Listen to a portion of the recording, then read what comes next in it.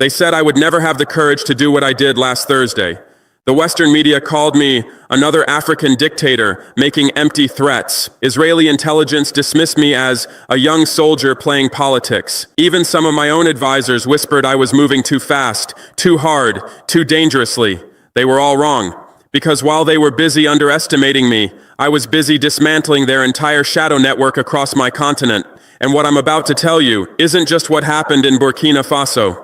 It's the blueprint for how Africa finally stops being the world's playground. My name is Ibrahim Traoré, and this is the story of how I declared war on Benjamin Netanyahu's African empire. Let me start with something they don't want you to know. For the past 15 years, while African leaders were signing development deals and shaking hands for photo ops, Netanyahu was building something else entirely. A spider web of intelligence operations, data harvesting companies, and surveillance networks that stretched from Lagos to Nairobi. They thought we were too poor to notice, too desperate to say no, too divided to fight back. I noticed everything. Do you want to know what really triggered last Thursday's operation?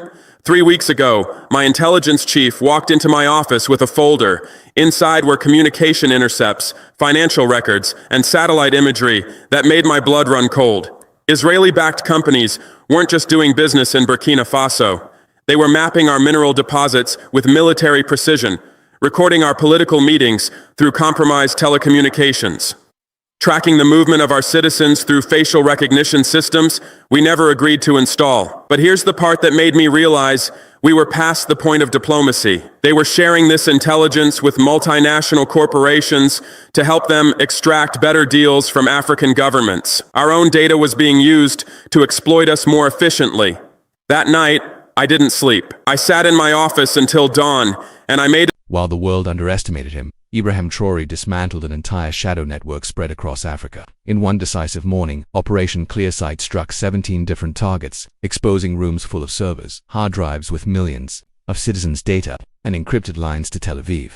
It wasn't just an operation, it was a warning to every foreign power spying on African soil. A decision that would change everything. I called my military commanders at 5 in the morning. Operation Clearsight begins in 2 hours, I told them. No leaks, no delays, no mercy. At exactly 7 a.m., while most of Ouagadougou was still waking up, my forces moved simultaneously on 17 different targets across the city. The first location was a telecommunications company on the eastern edge of town. From the outside, it looked like any other office building. Clean glass windows, corporate logo, employees arriving for another normal day at work. Except nothing about this company was normal. My soldiers entered without announcing themselves.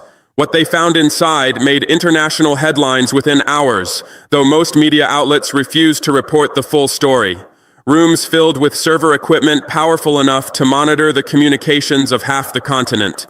Hard drives containing personal data of over 2 million Burkinabe citizens. Encrypted phones with direct lines to Tel Aviv intelligence offices, and documents, thousands of documents, detailing how our national security was being systematically compromised.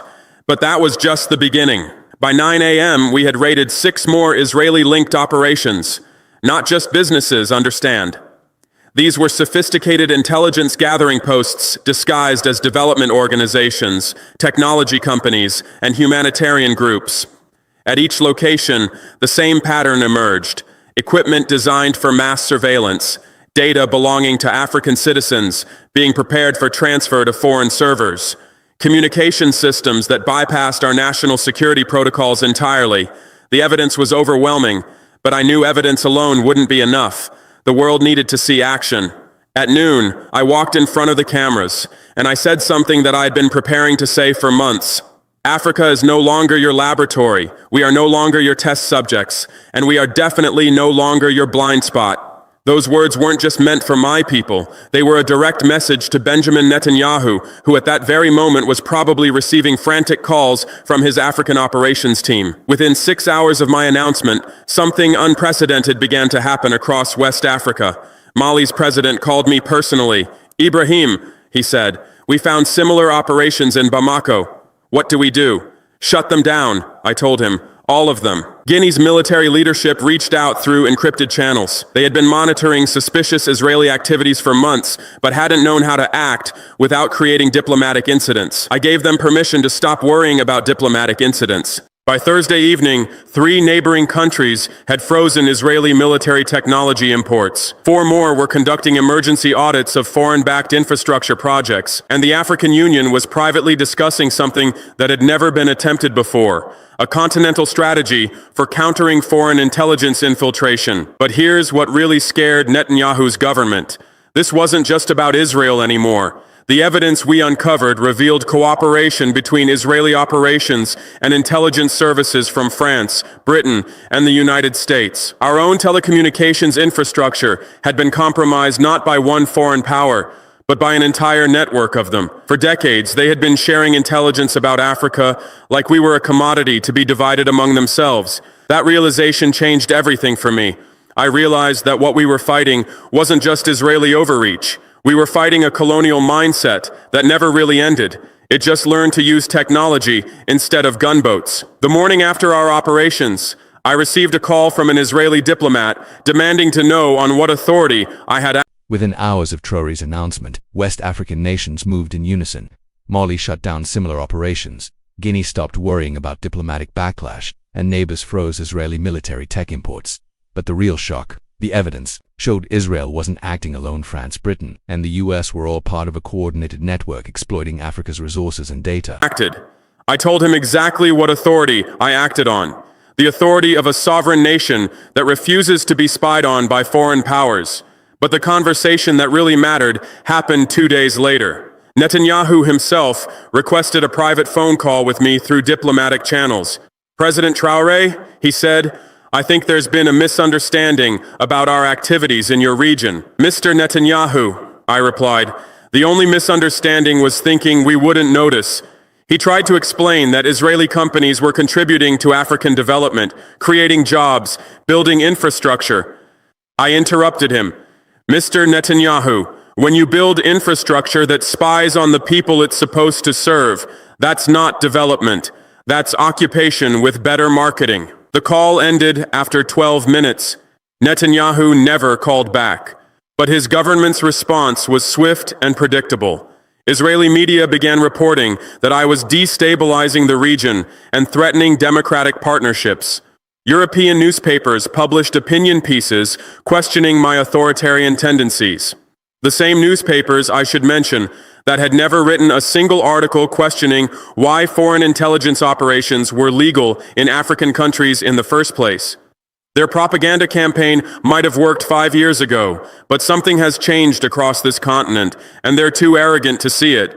Young Africans don't get their news from European newspapers anymore. They see through the language of partnership and cooperation when it's used to justify surveillance and exploitation.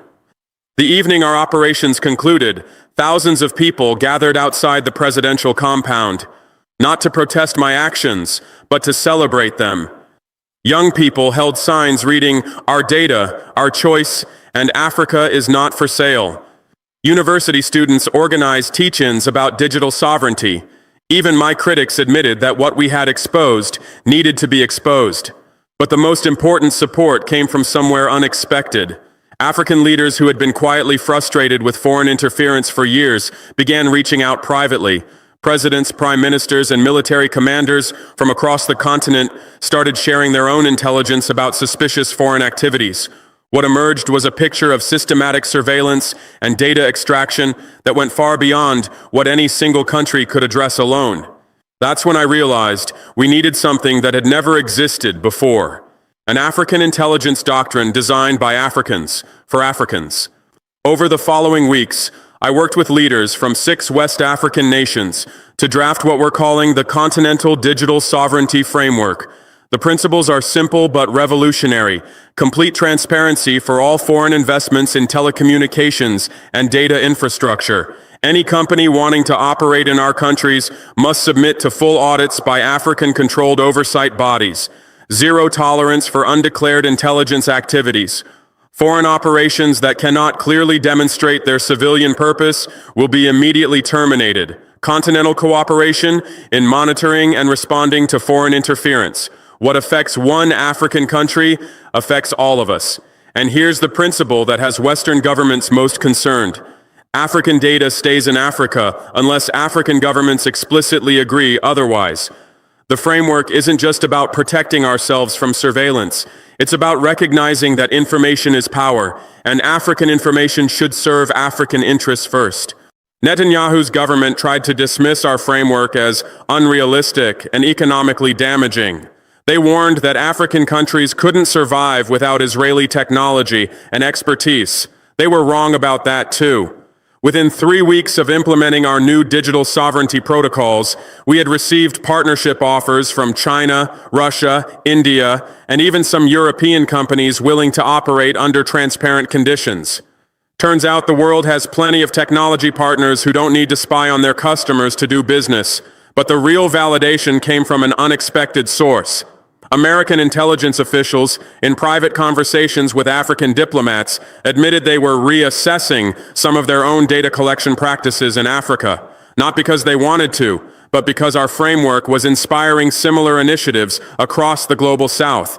When one continent starts demanding digital sovereignty, it becomes much harder to deny it to others. The ripple effects have exceeded even my expectations. Morocco announced new restrictions on foreign. What began as Burkina Faso's mission became a continental revolution. The newly drafted African Digital Sovereignty Framework demanded transparency, zero tolerance for undeclared intelligence, and that African data stays in Africa. And while Israel called it unrealistic, new partners from Russia, China, India, and even parts of Europe rushed to work under Africa's new rules. Data collection.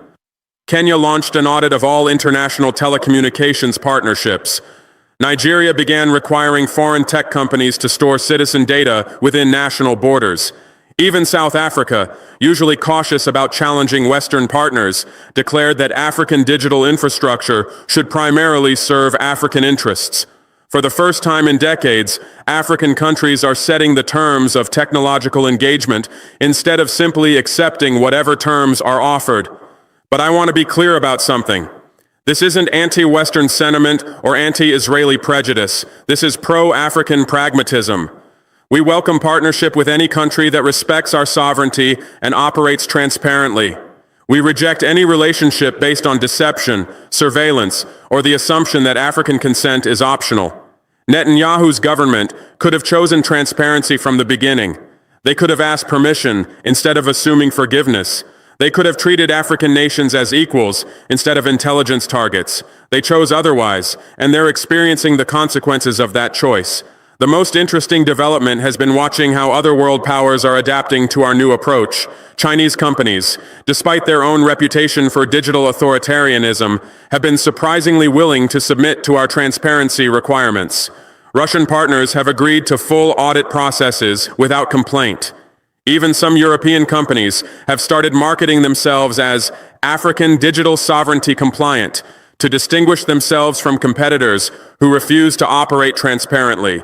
The market is rewarding transparency and punishing surveillance capitalism, exactly as we hoped it would.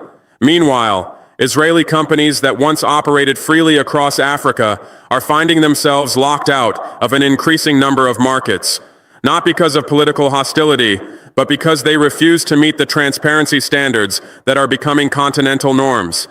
Netanyahu's African strategy assumed that African leaders would always prioritize short-term economic benefits over long-term sovereignty concerns.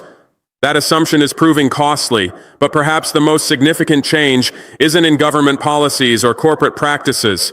It's in how young Africans think about their relationship with the world. University students across the continent are studying our digital sovereignty framework. They're organizing conferences about technological independence. They're demanding that their governments adopt similar protections. A generation of Africans is growing up with the expectation that their data, their communications, and their digital infrastructure should serve their interests first. That expectation will shape the continent's relationship with the world for decades to come. 6 months after Operation Clearsight, I can report that Burkina Faso's digital infrastructure is more secure, more transparent, and more beneficial to our people than it has ever been. Our internet speeds have actually improved since we terminated compromise partnerships and replaced them with transparent alternatives. Our telecommunications costs have decreased. Our data sovereignty has been restored. Most importantly, our citizens know that their government is protecting their digital rights instead of trading them away for foreign investment. The lesson for other African leaders is simple. Technological independence isn't just possible, it's profitable. But the lesson for foreign powers is equally clear. The era of assuming African consent is over. We are no longer the continent that says yes to everything out of desperation. We are no longer the market that accepts any terms because we believe we have no alternatives. We are the continent that evaluates partnerships based on mutual benefit and mutual respect. And if you can't meet those standards, there are plenty of other partners who can. The choice, as always, is yours. But understand that our choice has already been made. We choose sovereignty. We choose transparency. We choose an Africa that controls its own digital destiny. Everything else is negotiable. Benjamin Netanyahu learned this lesson the hard way. He won't be the last world leader who has to learn it. The question isn't whether other countries will respect African digital sovereignty. The question is how much it will cost them to learn the same lesson Netanyahu learned. Because one way or another, they will learn it. The age of African digital colonialism is ending. What comes next depends entirely on how quickly the rest of the world adapts to that reality. This is Ibrahim Traoré, and this is how we reclaimed our digital independence. The revolution will not be surveilled. 6 months later, Burkina Faso's internet is faster, costs are lower, and citizens know their data is safe. Across the continent, young Africans are shaping a future where sovereignty comes before exploitation. The age of digital colonialism is ending and Africa is leading the change.